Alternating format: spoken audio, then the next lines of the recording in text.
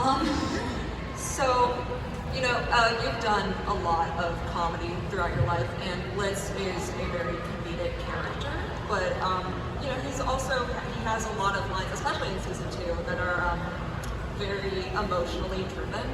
Was there any, difficulty or, a process that you had to go through to, really get in the right headspace to deliver those lines?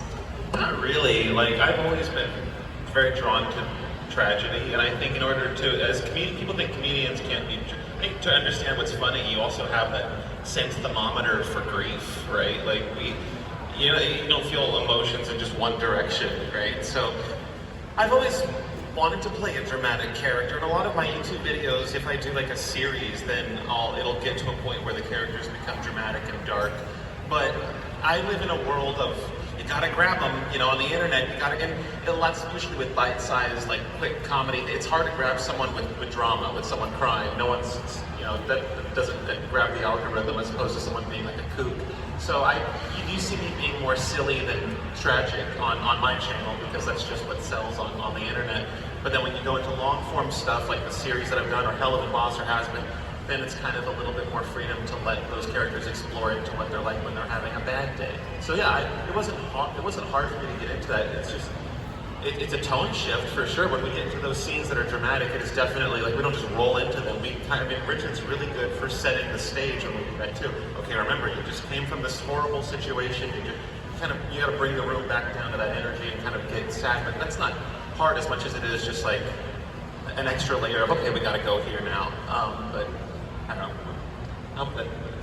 Are you guys in the room together when you record? The three of us are. Oh, that's amazing. Because nowadays, so often, people are alone when they do their stuff. They do just their lines, and then they're in, and out. So the energy between people is kind of... Yeah, so if we're in Los Angeles recording, all the LA actors were in the booth in the studio with them.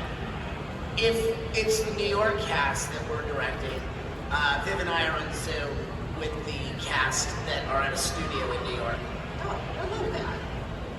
A team effort over here. Hi, how are you? I can ask you all today. I know that there are a bunch of TV shows that you guys used to watch as kids that you can't really watch today, but I was wondering what those TV shows or movies were.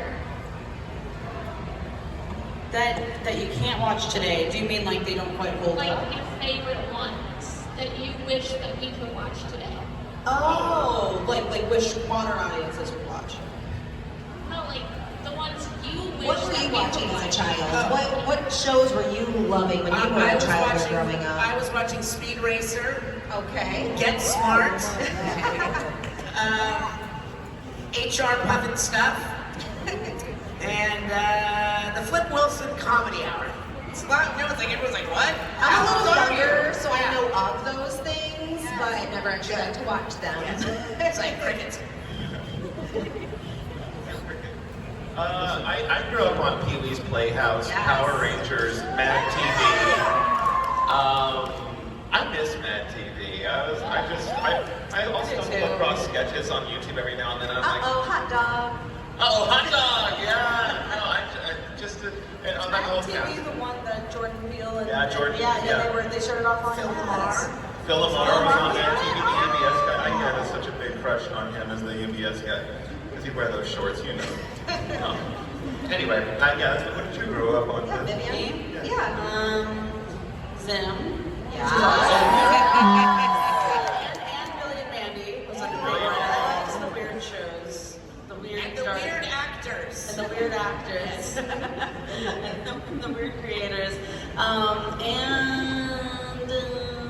feel like there was lots more. SpongeBob, huge for me. That was the one my mom also liked, so it was allowed.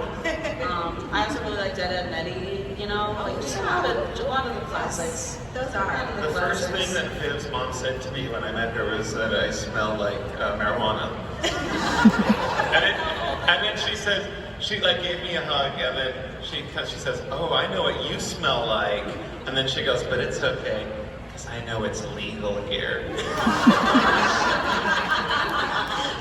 Whenever I smell somebody like that, I always tell them, you're wearing the best cologne.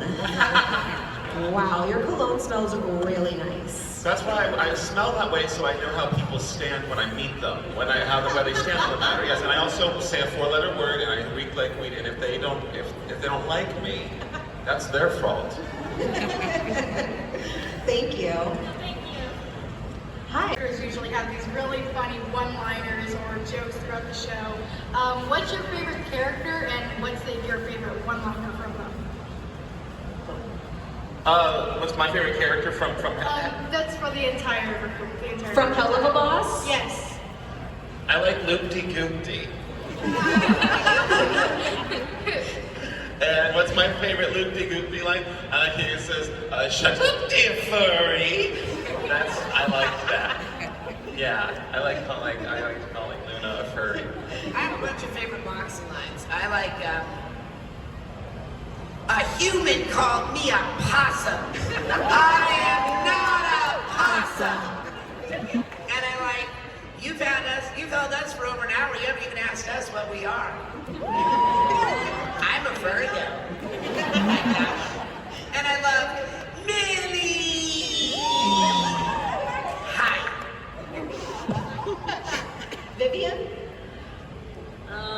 She's like everyone. Yeah, no. I like, oh man, I feel like I had one and I lost it. So I'm just gonna go with the most recent because it's freshest. I liked writing Stolas going, oh Lord, I'm poor now. That was a fun one. I can't believe we're at the point where he's working at him now. That seemed like it was going to be I know. so in the future at one time. I know. And now we're at that point. It's great, time flies. I wonder what's going to When happen you're having next. fun. I wonder what's gonna Hope we happen. get approved for season 3. I hope I we're think you gonna guys get got a green green light. light. We have time for just one more question. Yeah, you. Hi. Okay. Hi, my name is Aubrey, and I just wanted to ask you a question. This one's about Hazbin Hotel. It might be a little bit too much of like a spoiler, I guess. So like if you can't answer it, that's okay. But anyway, so in like TV shows and movies, the common trope among villains is that they usually die at the end. Is there a chance that one of the V's could die in a future season? I can't answer that. There's always a possibility. That's I safe, did, right? I did tell Viv, It's always a if possibility. Katie Killjoy gets it, I'm going postal. Yeah. I can He say. did say that to me. He did. It was like if Katie dies, I'm gonna be upset. I was like, I can't tell you. I can't tell you. I don't- But yeah, and we just can't say. But I mean, possibility, sure. Anyone could die. Yeah. Anyone. At any time. At any You know, time. it's just life. It's hell. Oh, Yeah. yeah. It's life in Life in hell. Okay. Your brain getting real. Real man. Real. Well, thank you. Thank you, everyone. Thank you, guys. Giving us a great afternoon here in New Orleans. Can you guys give it up? Richard Horvitz.